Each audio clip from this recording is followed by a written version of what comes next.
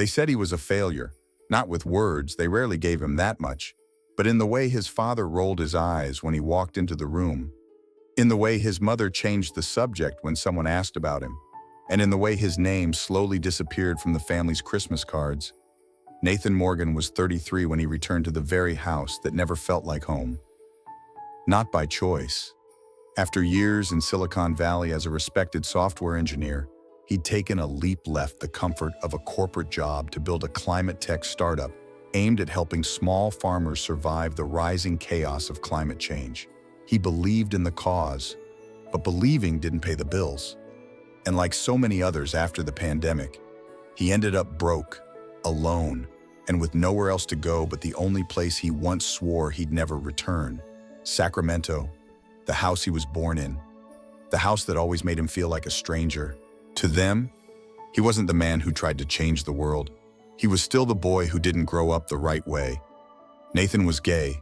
He had never shouted it, but he never lied about it either. He thought that living honestly, even quietly, would be enough. It wasn't.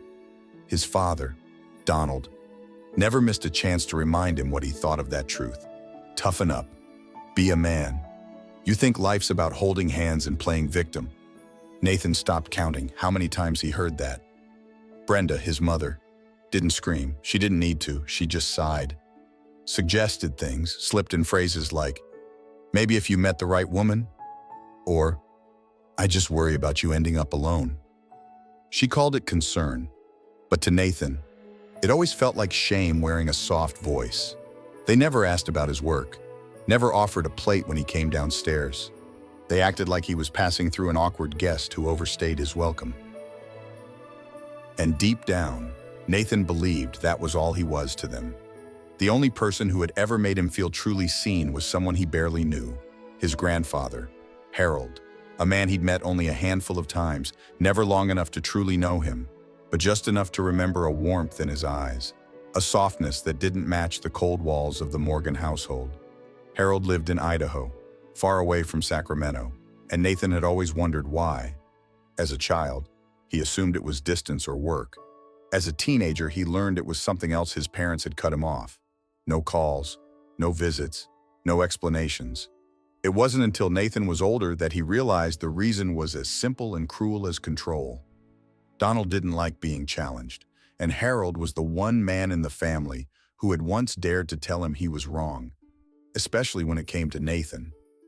There had been stories, whispered between cousins at holidays Nathan rarely attended, how Harold had sent birthday cards Donald never passed on, how he once tried to visit, only to be turned away at the door.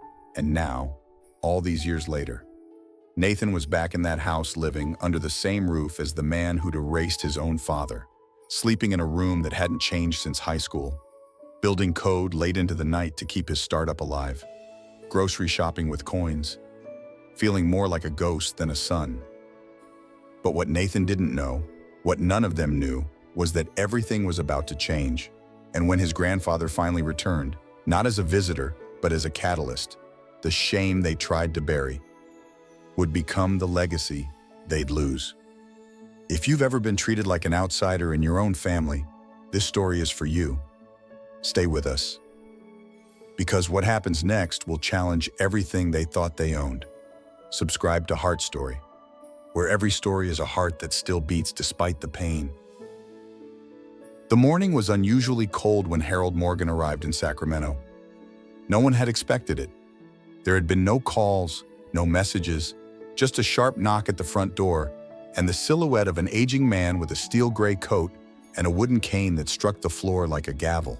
It had been years since Donald saw his father in person, and he barely masked the irritation behind a forced smile as he opened the door. Brenda was more adaptable. She greeted Harold with the kind of warmth reserved for Sunday brunch and church functions. Polished, polite, insincere. Nathan, sitting in the corner with his laptop, watched quietly. Later that day, Harold made a request, or rather, a command. He wanted all three of his children gathered: Donald, Philip, and Lena. It wasn't a reunion, it was business. By evening, they were all there, sitting stiffly around the dining table that hadn't hosted anything more than takeout boxes in years. Harold stood at the head, back straight despite age, eyes scanning the room like a judge about to deliver a sentence. "I've sold the family ranch in Idaho," he said. His voice was low, steady. "I got 1.2 million for it." Silence followed. Not a celebratory silence, a calculating one. "And I'll make this simple," he continued. "I'm getting older. I don't want to die alone. Whoever agrees to take care of me until my last breath gets it all." The words dropped like stones in water. No one moved. Then, slowly, the negotiations began, not with money, but with glances, fake laughs, awkward compliments. Lena praised the old man's health. Philip asked about his diet. Donald, eyes narrowed, leaned back in his chair like a gambler reading the table. Then he made his move. He smiled thinly and said, "Well, Dad, you know Brenda and I have a house with space, and Nathan's living here. He works from home. He has time to help." Nathan's heart skipped. He hadn't spoken a word. He hadn't agreed to anything. But there it was, his name, used as a bargaining chip. His time offered like currency. His life traded for a promise he never made. Harold looked at him for a long moment, didn't say a word. Just gave a nod that could have meant anything or everything. The decision was made. Donald would be the one. He would take care of Harold. And the money, that money would follow. Later that night, Nathan overheard something that burned more than anything said at the table. He passed by the kitchen and saw his mother texting quickly, grinning wide like she'd won a game no one knew she was playing. He paused, glanced over her shoulder, read the message. "Got the 1.2 mil secured, few months and we're done." No punctuation, no hesitation, just the cold efficiency of someone who saw a human being as a line item. Nathan stepped back into the shadows of the hallway, his jaw clenched, not because he was surprised, but because deep down, he'd always known where he stood, always understood his place in this family. Not a son, not a partner, just someone they tolerated until he became useful. What they didn't know, though, was that usefulness has an expiration date, and real love never needed a dollar sign to prove its worth. For a while, it worked on the surface. Harold Morgan moved into the Sacramento home with a quiet dignity that didn't ask for much. Donald and Brenda greeted him with hospitality that felt practiced, like a script from a community theater play. There were hot meals, warm blankets, smiles that didn't reach their eyes. Nathan watched it all from the background. He kept his distance, not out of spite, but self-preservation. He knew how things worked in this house. Performance was everything. Until the audience lost interest. At first, Brenda was attentive. She took Harold to his doctor appointments. She made sure his favorite tea was in the cabinet. She even posted a photo of him on Facebook with the caption, "Family is everything." But slowly, almost predictably, the facade began to peel. Brenda started complaining about the rising grocery bill. "How can one man use this much milk?" she muttered, loud enough for Harold to hear. She grumbled about the heat, the cost of keeping the thermostat up, about laundry, medications, even the space he took up in the living room when guests were over. Donald, meanwhile, turned cold. He accused Harold of leaving the lights on too long, of watching the TV at a volume that disturbed the whole house. He started spending more time in the garage, avoiding his father altogether. When he did engage, it was only to remind him of how gracious they were being by letting him stay. The truth wasn't hard to see. They'd already spent the money. Brenda had driven home one day in a brand new SUV, sleek, silver, unnecessary. When Nathan asked where it came from, she smiled and said, "God has his ways." Donald had put a chunk of the money into a local construction firm, a friend's business, already teetering. He called it an investment. Within weeks, it tanked. They had assumed 1.2 million would last forever. They had been wrong. Now, with nothing left to gain and only inconvenience remaining, Harold became a burden, not a guest, not family, just an old man in a house that no longer had room for him. The breaking point came quietly. Harold, disoriented one night, asked Brenda for help finding his medication. She snapped. "We didn't bring you here to be your servants," she said sharply. "Don't forget, we already gave you what you wanted. The money's gone. You're not buying more care with complaints." Harold stood there, silent, then slowly walked back to his room. The next morning, Donald confronted him. "You should be grateful," he said. "You think you can just bark orders at us like we owe you something. This is my house. You're a guest. Act like one." Nathan, hearing the raised voices, stepped in. He didn't yell. He didn't argue. He simply said, "That man is your father." Donald turned to him with venom. "A father," he sneered. "You think siding with him makes you noble? No, Nathan. You always side with the weak. That's what you do, because you are one. You're soft. You're gay. You don't understand how the world works." The words landed like fists, but they didn't knock Nathan down. Not this time. He stood still, refusing to break. Not because he wasn't hurting, but because he finally understood something. This wasn't about being a good son or even a decent man. This was about power, control, and their desperate need to make everyone feel as small as they secretly feared they were. That evening, Harold didn't come out of his room. He sat by the window for hours, his cane resting by his side, watching the sky grow darker over a house that had once promised family but delivered only silence. It was a night carved from cold rain and silence. Nathan's phone buzzed near midnight. An unfamiliar number. He hesitated, then answered. The voice on the other end was quiet, shaky. "This is Harold Morgan," it said. I didn't know who else to call. Nathan sat up in bed. Through the crackling line, his grandfather explained Donald and Brenda had thrown him out. No warning, no argument, just a black trash bag with his things and a ride to a rundown motel near the Greyhound station. The money was gone, and so was their tolerance. He had nowhere else to go. Nathan didn't think. He just moved. In less than half an hour, he pulled into the motel's gravel parking lot, headlights cutting through the rain. There, under the flickering porch light, stood Harold, coat soaked, suitcase at his feet, eyes tired but unbroken. Nathan stepped out of his car and opened the passenger door. Neither said a word, but in the silence, something deeper passed between them. He brought Harold home, not to a house with warm fireplaces or spacious guest rooms, but to a cramped studio apartment above a nail salon. It wasn't much: one bed, a small kitchenette, a window that rattled when the wind blew. Nathan placed his own mattress on the floor and offered the bed to Harold. The old man didn't object. He simply nodded, lowered himself slowly, and sat with a weight Nathan could feel from across the room. The days that followed were simple.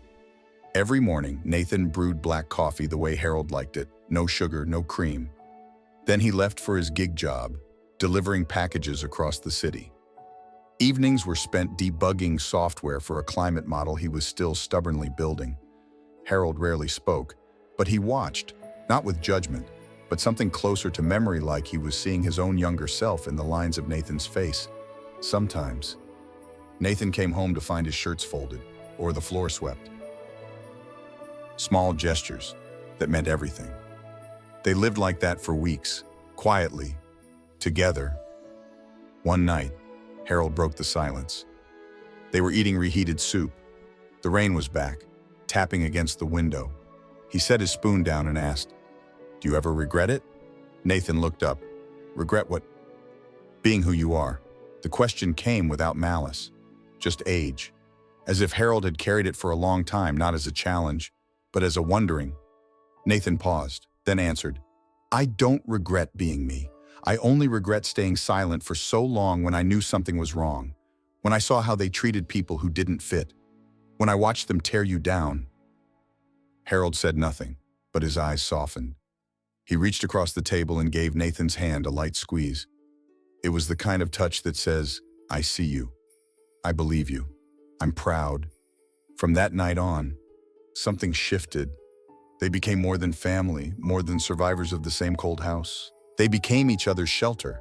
Nathan didn't have much, but what he gave completely. Not out of obligation, but love. Not because Harold had anything left to offer, but because offering love, especially to someone discarded, was the one thing this family had never learned to do. And in that tiny room, where rain leaked through the ceiling and the heater groaned at night, Harold Morgan lived not as a burden, not as an asset, but as a man, seen, respected, loved. Winter came hard that year. Rain gave way to frost. and frost gave way to silence. Harold Morgan passed away in the middle of the night. Pneumonia, the doctor said. He went quietly, in the small bed Nathan had insisted he take. No hospitals, no machines, just the sound of rain outside and the warmth of a blanket Nathan had mended himself. There was no crowd at the funeral. Donald arranged it hastily, no slideshow, no speeches, just a basic service at a local chapel and a reception that felt more like an obligation than a farewell. Brenda wore black. Philip brought store-bought cookies. Lena complained about the short notice. Nathan stood in the back row, unnoticed. They didn't cry. Why would they? To them, Harold had already served his purpose. The money was spent. The man was gone. Nothing left to gain. Until the envelope arrived. A week later, a lawyer's office in downtown Sacramento invited all family members for the formal reading of Harold Morgan's will. No one expected anything. Most assumed he had nothing left. They showed up anyway, out of curiosity, or greed, or both. The room was beige and sterile, lined with uncomfortable chairs and cold water in plastic cups. The lawyer adjusted his glasses, opened the file, and began. What followed shocked everyone. Harold Morgan hadn't just sold his ranch. He'd liquidated assets, land parcels, old gold investments, and stock in a company few had heard of, but everyone now Googled with wide eyes. The estate over $20 million. Brenda gasped audibly. Philip sat up straight. Lena smiled like she'd won the lottery. Then the names were read. Only one name. Nathan Morgan. The entire estate, every dollar, every asset, left to the man who had the least, but gave the most. Brenda protested. Donald demanded clarification. Philip began muttering about legal challenges. The lawyer raised a hand. There's a video, he said. Mr. Morgan insisted it be played if anyone questioned his decision. He pressed play. Harold's face appeared on the screen. Older, frailer, but clear-eyed. He looked directly into the camera. If you're watching this, he said, it means I'm gone, and you're here because you're wondering why you didn't get a cent. He paused. Simple. I offered you a chance to choose me. You chose money. You chose comfort. You chose yourselves. He leaned in slightly. But Nathan? Nathan never asked for a thing. He gave me shelter, kindness, dignity. He gave me a home when my own son threw me into the street. Another pause. I never believed blood made you family. Compassion does, and only one person in this family showed me that. The screen went black. Silence filled the room. No one looked at Nathan, but he could feel the heat of their resentment, thick and bitter. He didn't speak. He didn't gloat. He simply stood and walked out. Weeks later, Sacramento heard the news. Nathan Morgan had expanded his climate startup, naming it Harold Roots, in honor of the man who never stopped believing in people who had nothing. But more than that, he opened a center, haven for the forgotten, a home for the elderly and LGBT individuals abandoned by their families, a place with warm meals, real beds, and people who listened. At the entrance of that center, mounted on polished wood, was a plaque. It read, "For those who were once turned away, may this be the place that never does." And under that, in smaller letters, because one day, even those cast out and need somewhere to be called home. Have you ever seen someone be treated like a burden just because they were different? Share your thoughts in the comments. And don't forget to follow Heart Story, where every story is a truth that needed to be heard.